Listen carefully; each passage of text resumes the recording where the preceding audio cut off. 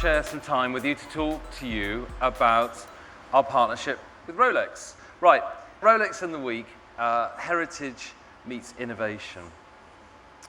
What time is it? 3 o'clock. Okay, only 30 minutes left and then I'll stop, right? But the whole idea is like 30 minutes, hang on, what time is it? A lot of us wake up to this.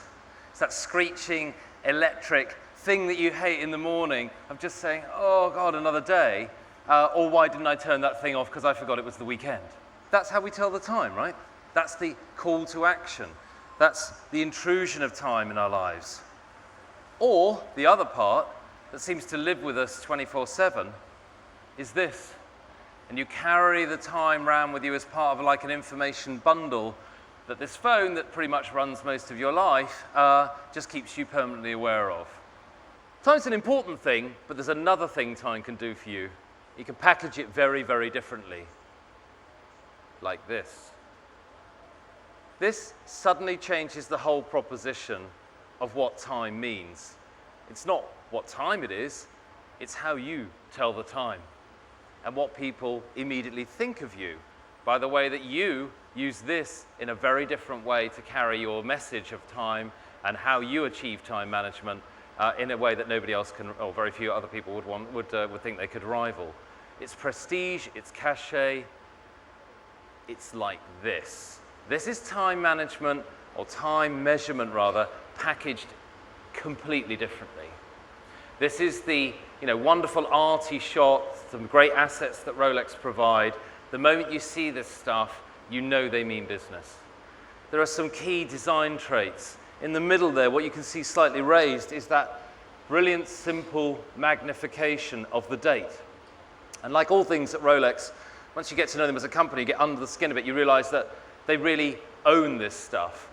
They really involve themselves in their products. That's called the Cyclops, because it sort of resembles the Cyclops from Greek mythology. It has one eye. That magnifies the date. It's a very simple addition, but it's immediately distinctive. That crown, the crown on the crown, Rolex was the first waterproof self-winding watch that was sold across Europe in the early part of the 20th century.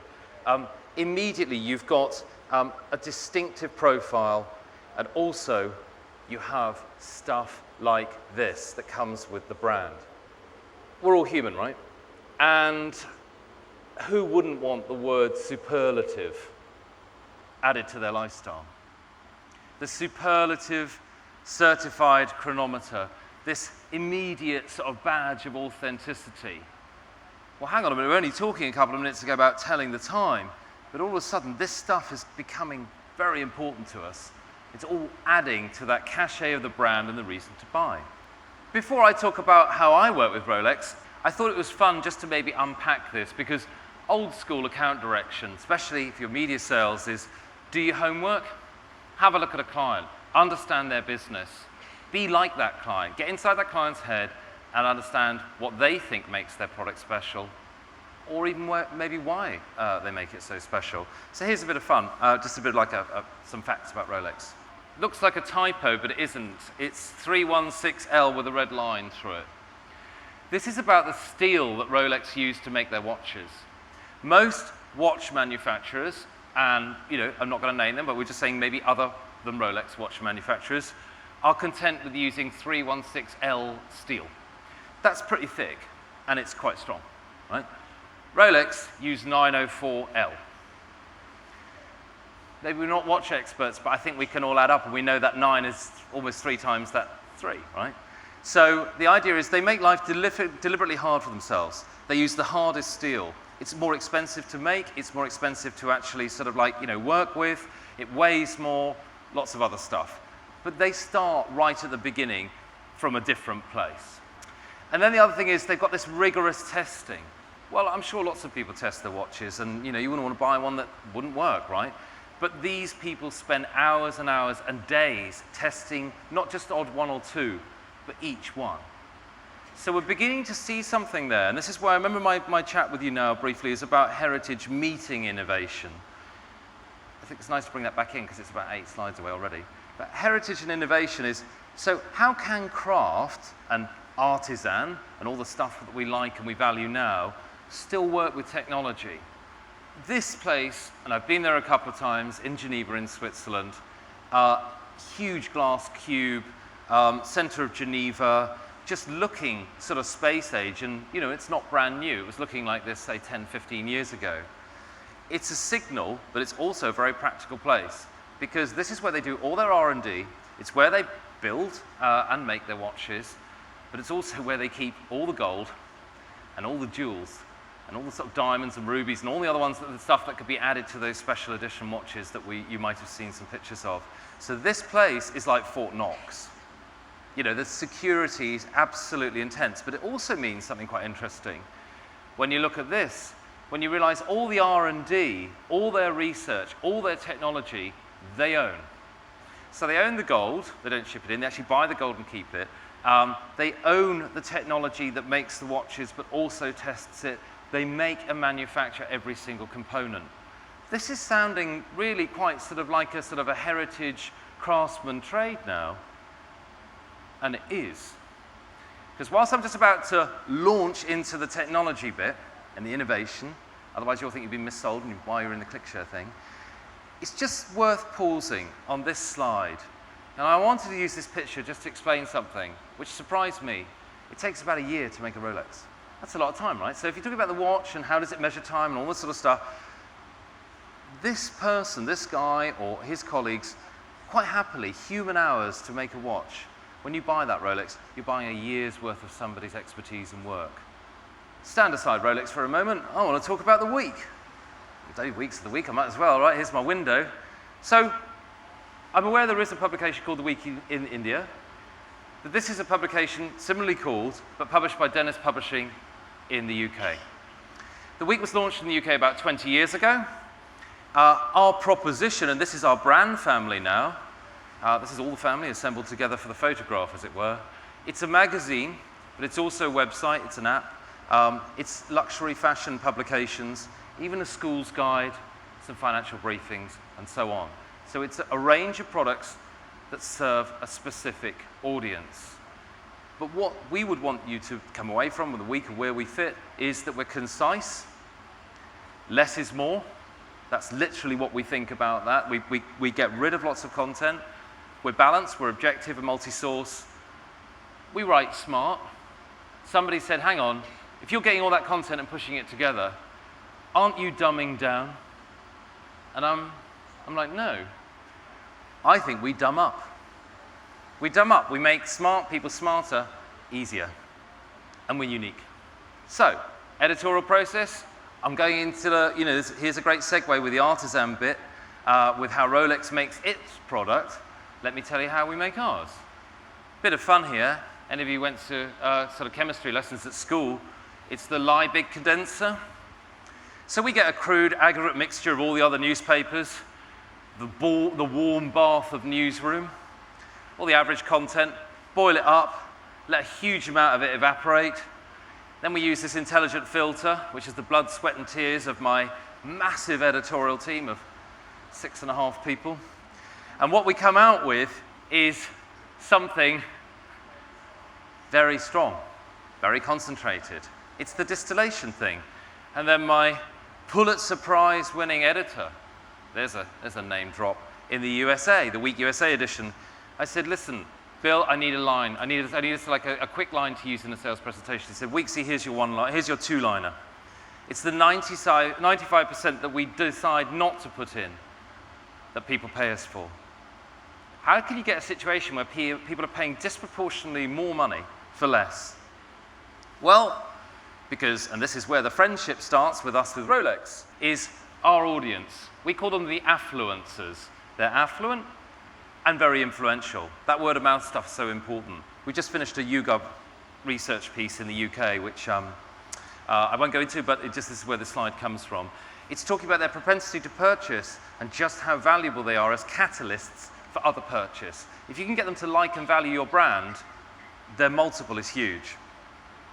Because they don't look at the world in the same way as maybe just a general consumer. I'm not saying they're super elitist, But I think when we're talking about premium consumers, you start realizing we put some words out in a piece of research we did with GfK, and we said, which ones do you link with? Which ones sort of explain a little bit about how you look at life? And here, within a few percent, you've got this clustering. Freedom, I'll make my mind up. I enjoy life, I'm curious, I'm confident. When you get a brief from an agency, you know, and we love getting them because we want to get the business, they talk about touch points, and they talk about passion points and stuff like that. For us, this was exactly where and how we could build a partnership with Rolex and keep it. Because, you know, winning a partnership's tough. Like the agency world in terms of business now, you know, keeping's the new winning. So, enter this chapter with me, just for another 5 or 10 minutes, on positive disruption. This is where we really start talking about the lineage of all those sort of like steel components meeting code. About 5.5 years ago, something very disruptive happened in the world of media. No, it's not the internet. We'll come back to that in a moment. But this thing arrived, the iPad. Maybe overlooked now, and people are like, yeah, I have one, or I've still got one, or actually, where is mine? But actually, the iPad at the time was seen as a real challenge to print media and maybe a completely different platform. True to form with Apple, they really, really opened up the game and changed the way people thought about technology. This, we thought, was a really good springboard for a heritage brand. So here's a bit of insight. I've deliberately changed the font just to make it more fun because you might still listen to me rather than read it, but I bet you've already read it. So basically, this is a challenge, it's a challenge that became change. Rolex is a global super brand. It wants to keep that timelessness, it wants to keep all its heritage, but it doesn't want to be stuck in the past. And if it suddenly sees a platform being incredibly popular, remember the actual purchase cost of the first iPads? It was not cheap, right? It was like the entry level of a new phone, like the Samsung S8 or whatever. In the UK, it's going to cost 650 quid. The people who bought iPads back then were alpha consumers. So we just said, hang on, yeah, it's new technology, don't be afraid of it. It's a really good way to put your message out in a very different platform. So the strategy basically was, you want affluent, intelligent audience and customers, but you don't want to compromise your brand. And who else? You know, I mean, nobody's going to win points with Rolex to say, and for you, Rolex, we've made this special gilt frame for your name to put round your name. I mean, they can do that themselves, right? No media owner is going to win 6 years worth of business by saying, here's a new frame for your message. So we came up with the idea of a deceptively simple idea. Well, the week is deceptively simple. You know, it looks simple, but it's damn hard to write. But the idea is simplicity is key. So I found out the flagship product, remember, go back to that client, is the Oyster Day Date Just. And that is the thing that shows the day and the date, and it's a working mechanism in the watch. So what we thought was, hang on, what if we take that and integrate it into our app, not as a gimmick or a stunt, but then allow Rolex to own a service for the client and maybe borrow some of our DNA and start helping us do our job. So what we did, and this goes back some time, so here's a version 1, is come up with this idea that in association with Rolex, we would launch the daily briefing. 10 things you need to know today.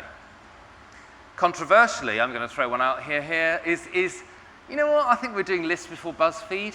You know, I know the list thing has sort of slightly run its course now, but we were very early in this stuff. If you think about this is back in, 2011. So the 10 things you need to know today allows Rolex to own must-see, high-value content in the middle of our website. Well, that's like a native integration about 4 years early, but you know, it's going to win some points. What's more interesting is when you start doing this. And so on the iPad, you had your daily briefing. We found a way to animate and replicate perfectly the Rolex watch in digital code.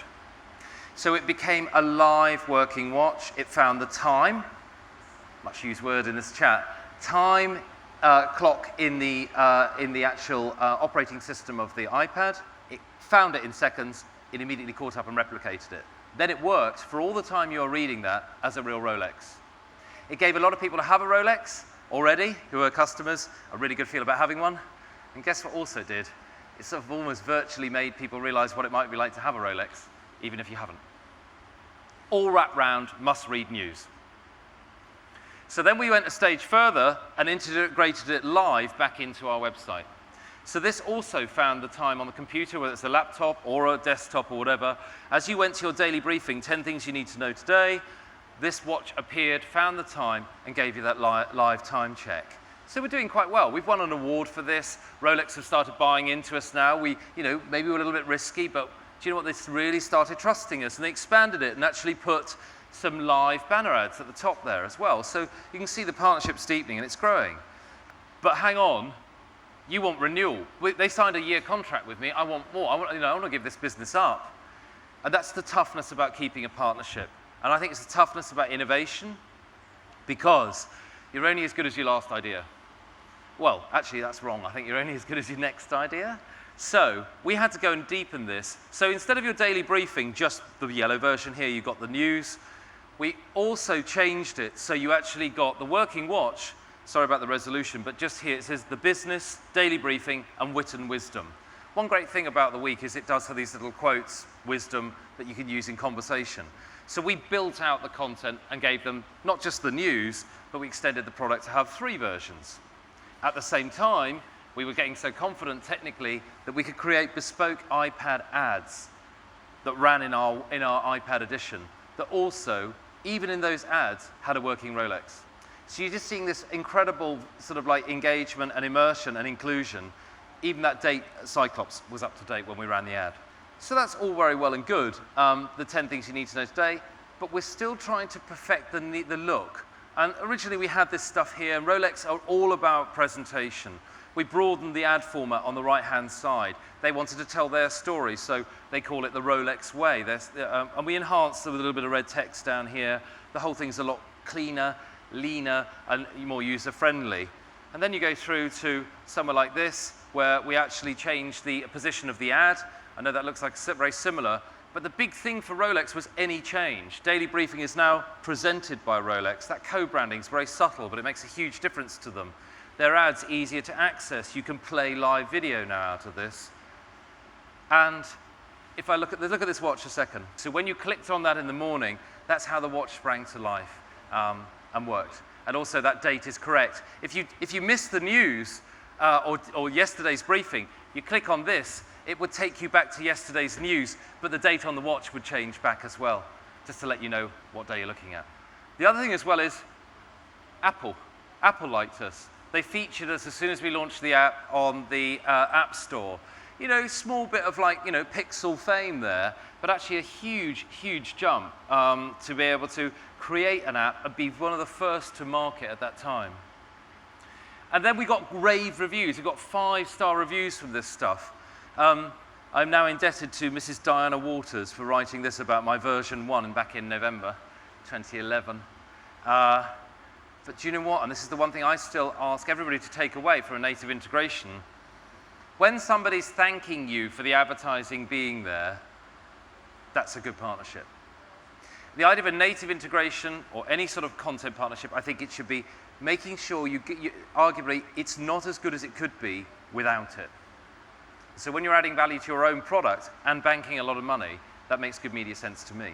What's it like now? So, okay, the guy's talking about 2011. He's giving us the update. I get the flow. Well, this is the one from like a couple of days ago, 27th of May. Actually, nice segue to Theresa May there. And that's how the client has invested with us now. 2 important things that make 2017 more successful, just simply evolved compared to where we were 5 years ago. How can a good idea stay great? Well, the answer is think about it. Okay, look, 10 things you need to know today. What we've done now is, on the 10th thing, we get our journalists to write a briefing, to add some journalistic comment and depth and insight. It's beginning to get Rolex to engage in this more sticky content. So actually, you read that for longer, and then there's a link to the week website if you need it as well. So that's increasing the dwell time. And just in case you didn't want to look at pictures of Theresa May, because I think certainly in the UK we've had enough of that, there's a picture of how we can look at a range of subjects, and that was the launch of the new Aston. Exactly right for our audience. At the end of the news, we just give them a really interesting intro into what makes this car special. Now, I'm going to ask my friends in a second to just go live, because we set up a link to our website, and I want to just show you the visual effects of these. Here are examples of my latest work with Rolex. Rolex have a great, well, sort of, I suppose, charitable trust and foundation. They're not just all about gold and diamonds and Swiss engineering. They have a program called Rolex Awards for Enterprise, and they are genuinely trying to make the world a better place. It's a philanthropic charity and trust. And what I'm going to show you in a moment is where we've now got Rolex to actually join or start working with us in a native integration context. So you start reading this, we're just a little bit slower, sorry, just a second, we stop. Laureates, 2016 award winners, what were they doing? Right, okay, look, in partnership with Rolex, and we gradually scroll up, please, if that's all right. So that tells you all about it. We can go back, what's called Reshaping the World, Heritage and Innovation, how convenient. And then you start looking at these lovely pictures, and they just appear and disappear seamlessly as literally an ad format in terms of the image, but embedded in the content. Dwell time is huge. The visual showcase of what you'd expect from Rolex hasn't been lost. That's where it started with a quick sort of news fix to now being part of their communication program globally. And also, when somebody said, what are you going to call the ad format? Because that is fantastic. You can get content around it. What do you call it? I don't know. I just thought I might call it the Parallax Super Bowl or something, just so it looks like I know what I'm talking about. Anyway, so nearly to close. That's not a picture of me in 3 years. That's actually Mr. Darwin, who gave us this great quote. So it's not the most intelligent, as we always think. It's those that are going to adapt to change. But, you know, my playful nature couldn't help, well, I couldn't resist the opportunity to put a bit of Che Guevara in there and get Darwin wearing a beret. Because I think, yes, you could be evolutionary, but be careful. Evolution takes a long time. Every now and then you need to be revolutionary as well. You need to be able to go in, not be afraid, and challenge. You know, challenging really what Rolex stood for actually worked for us. And the way they've kept working with us is because we kept coming back with new ideas and saying, this isn't good enough, we want to do this, before we were asked. Finally, the detail. Get the visual pun, here's the detail, here's the bits, here's the small parts. It's just a few of the working components there in a Rolex. So, 6 years of continuous partnership. We've won awards for the tech design and the build and the consistency and the robustness of all the coding that we put in behind it. Significant investment. I mean, I'm going to say a number, but it's really big, right? So it's, you know, it's been a mainstay of my UK ad revenues. I think the fact that unique and soulless partnership, you know, the DNA of what we do has made this happen, but it's made it happen exclusively for this client. Clients love that. If they think they're special or they're unique, I mean, do Rolex think they're like anybody else? Of course not. So make them feel that, make them see that. And then 97.8 million. I asked my long-suffering traffic drive sort of assistant back in London, Melanie, so if we add it all up, how many people have seen this? And she reckoned 97.8 million views in our 6 years. That's the end. I just thought, playing with a nautical theme in what I'm wearing, but I also thought, do you know what? That's the Rolex way. That's the Rolex life. You know, they run the Sydney Hobart yacht race. It's one of their events we'll be covering. But really, when we think about a brand, doesn't matter whether you see it digitally, or whether it's just giving you up-to-date news, and please have a look at our website and tell us what you think. I think we've done that for Rolex, and we've earned our place as a partner. That's it.